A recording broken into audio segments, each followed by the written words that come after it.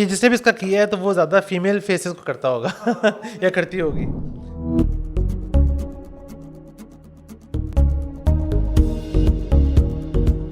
अस्सलाम वालेकुम जी। आज का हमारा टॉपिक इंटरेस्टिंग है। सेलिब्रिटीज़ के कभी कभी लोग हमें फ़ोटोज़ भेजते हैं और पूछते हैं कि भाई ये क्या है, ऐसे हो जाता है। और फिर लोग नीचे जैसे सोशल मीडिया में कभी कभी ब्राउज़ करें तो नीचे लोग लिखते हैं देखो ये ऐसे होता है, ऐसे हो जाता है।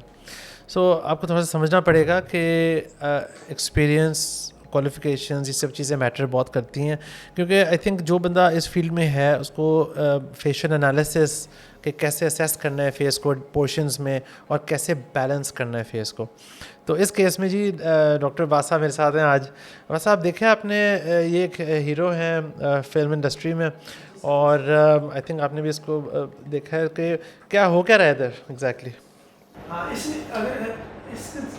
इसमें एक्चुअली जो फेस के एस्थेटिक यूनिट्स हैं अगर उसके मुताबिक अगर हम मेल और फीमेल बच्चे को देखें तो विड्थ का थोड़ा सा अगर उनको ख्याल रखें, मार्किंग्स को ख्याल रखें, उसके मुताबिक वही एनालिसिस बड़ा इंपॉर्टेंट है। हाँ, और मेल फेस और फीमेल फेस उसके मुताबिक ऑगमेंट करें। तो ये जिसने भी इसका किया है तो वो ज़्यादा फीमेल फेसेस को करता होगा या करती होगी।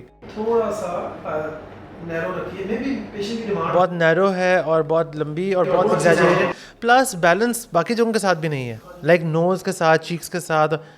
तो जब ऐसे कुछ होता है तो फिर पूरा फेस डिस्टॉर्टेड तब लगता है जब आप एक जगह पे कुछ करें काम और बाकी जगहों पे कुछ भी ना करें। उसका ये होता है कि पूरे फेस पे सबसे पहले नजर उधर ही जाती है वो आपकी ब्यूटी, तो इसलिए बैलेंस होना चाहिए। हार्मोन को, फेशियल यूनिट्स को मेरे ख्याल ये प्रॉपर स्टडी है, साइंटिफिक। हाँ, एक साइंटिफिक जो ये हमारा गोल्डन रेशोज़ हैं, हम लोग ये पढ़ते हैं, फिर हम इसके पेपर्स हैं, इसके ऊपर हम फेस लिफ्ट्स करते हैं, हम नॉन सर्जिकल भी करते हैं।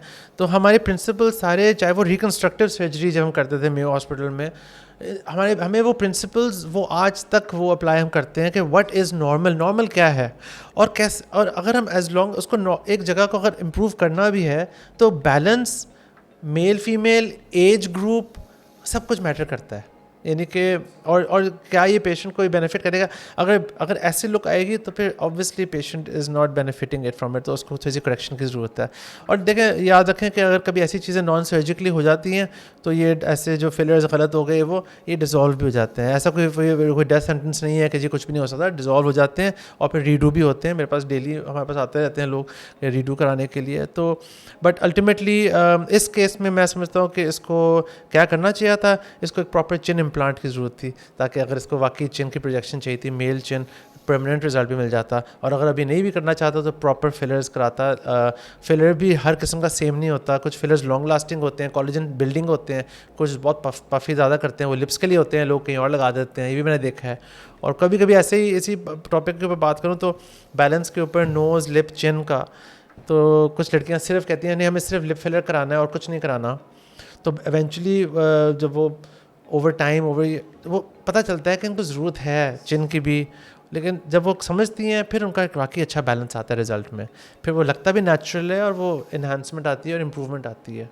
वही वाली बात आपकी, रेशो बहुत इंपॉर्टेंट है, बैलेंस बहुत इंपॉर्टेंट है। Thank you very much.